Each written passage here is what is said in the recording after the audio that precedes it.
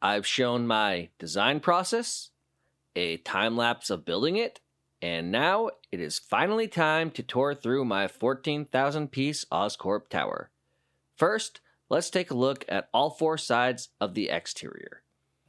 All sides have a different shape to them, with this front side containing green windows, of course, overlapped by a hexagonal structure all the way to the top and a giant Oscorp sign along the side. The hexagon structure has lots of holes built into it, so characters can be displayed on the side, like Vulture here, and Falcon sweeping in to try and stop him. This is built to resemble the tower from the Amazing Spider-Man movies, which, as I said in the design video, is the iteration of Oscorp that I find most aesthetically pleasing and the one that I was most excited to build. On this next side, usually facing the street, we have another view of the sign, and a black angle cutting all the way to the top, revealing more windows the higher up we get. On the back side, we have another set of hexagon and green windows, as well as the elevator control along here. So that, just like with my Avengers Tower, Daily Bugle, and X-Mansion builds, the elevator can manually be moved up and down the shaft to reach all the floors. And on the final wall, we have a large black panel made of Technic pieces that can be removed entirely for access to the other floors. Below the panel on the lower section, we have the first two street level floors, designed to resemble the Hearst Tower, the same building used for the street level of the tower in Amazing Spider-Man. Now, let's slide out all the floors and take a closer look at the Oscorp lobby. This lower section of wall, below the large panel, is also removable, as is this balcony. Now we have a much better view of the entry, which again is designed to resemble the Hearst Tower lobby as seen in the first Amazing Spider-Man film. It's almost brutalist in style, with just these stone-carved swipe areas to access the giant escalator, and this security desk to the side. On either side of the escalator is a hallway. The one on the left, behind the security desk, leads to the mailroom, which can be viewed closer by yet another removable wall. After first being unsure how to utilize the space under the escalator, I decided the mailroom would be perfect, as most office buildings I've been in have theirs located on the ground level, and I've never seen a Lego mailroom done before. Going down the hallway to the other side of the escalator, we have a side entrance. And at the end of the hallway, when we pull out this removable wall here, we see a bathroom with two stalls.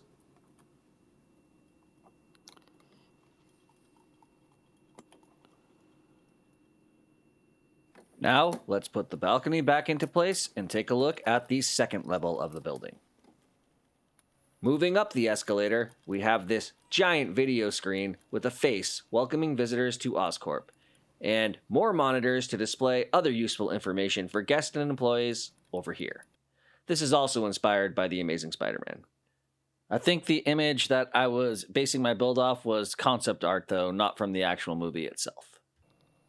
Continuing around the balcony, we have a meal area with a small cafeteria for the workers to buy lunch, and a vending machine for them to get a drink out of.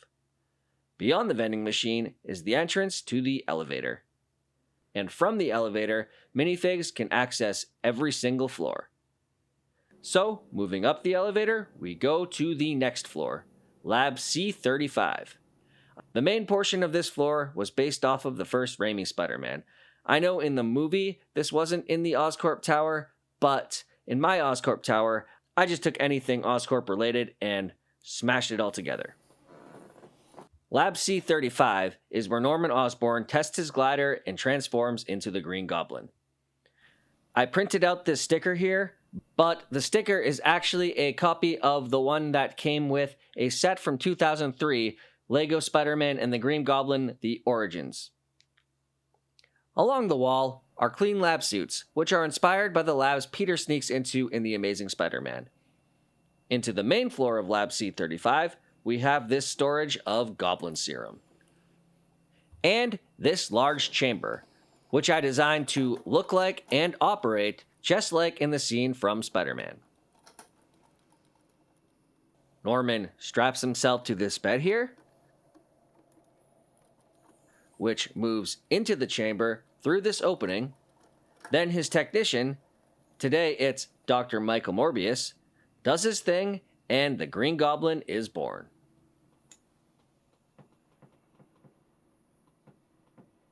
To remove him, the bed hits a slope brick and pops up high enough to push the window open, releasing the bed. In addition to Spider-Man 1, this could also be used as the chamber where Harry is fused with the symbiote to keep him alive in the Spider-Man video games. The clean lab suit is needed for anyone going through this door here, which leads to a radioactive spider testing area, just like in The Amazing Spider-Man, when Peter gets that faithful spider bite.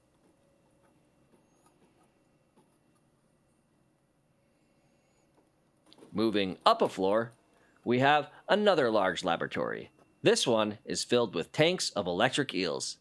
There are some microscopes along the back, and some offices off to the side. Just like the lab in The Amazing Spider-Man 2. And above the lab, up this ladder, we have rows of servers and cables, as well as an Oscorp custodian who shouldn't be up here, Max Dillon, who will soon be known as Electro. On the next floor, we have a smaller laboratory led by Dr. Kurt Connors, also designed off of Connors' lab from The Amazing Spider-Man. There's Peter right there, looking at a lizard DNA display, and some other young scientists running experiments all over the lab, with a small clean room over here, and in the back of the lab, we have a few vats and containers. Not sure where Gwen Stacy is. She should be here too, but she's not. Over here, we have a bathroom with a urinal and a standard toilet, a hand dryer, a little trash can, and a sink. On the side of the lab are also a few offices.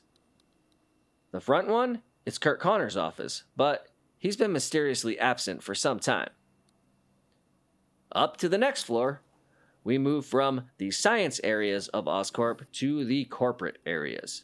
Here, we have a photocopier and some other communal office supplies in the back, and the exact same bathroom setup as the floor below it. Looks like there's somebody in here right now at the urinal. In the main bullpen, we have a row of connected desks and some monitors. Again, this was designed to look like the offices shown in the Amazing Spider-Man movies. To the left side are offices just like in the lab below, and to the right side is a large conference room with lots of mean-looking Europeans waiting for a meeting to start. I think these guys are in the wrong skyscraper. Don't worry, they'll be where they belong come December. The next floor up is another office floor. Its layout is identical to the one below it. Bullpen, bathroom, offices, and conference room. In this particular conference room, we see Harry Osborn having a meeting with Alexei Sixtevich and Sergei Kravenov, two Russian thugs that Harry is about to hire for something less than legal. As we take the elevator to the next floor up, we have a small hall leading to two well-secured areas.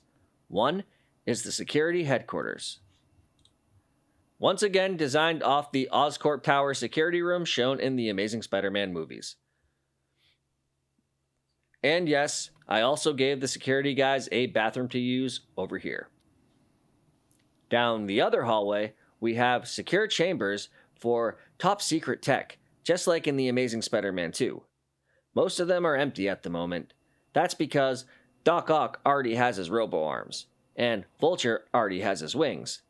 But this one here does have some type of scorpion tail in it. The final floor of the tower is the Oscorp Penthouse. The look of the penthouse is of course based off the Raimi movies. There's the kitchen, which overlooks the whole Lego City, the living room area with a large fireplace, and a large table displaying a mask collection. One of these masks speaks to Norman Osborn more than the others. In the back, we have an expensive antique desk and a very spacious bathroom.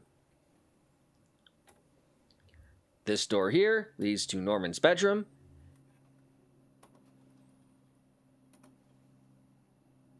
and this one here into Norman's secret laboratory, filled with Goblin bombs and glider parts. The staircase in the penthouse leads up to roof access, which is also the final area accessed by the elevator. There is also a helipad, which looks to be under attack by the lizard. Thankfully, Spider-Gwen and Miles are already on the scene.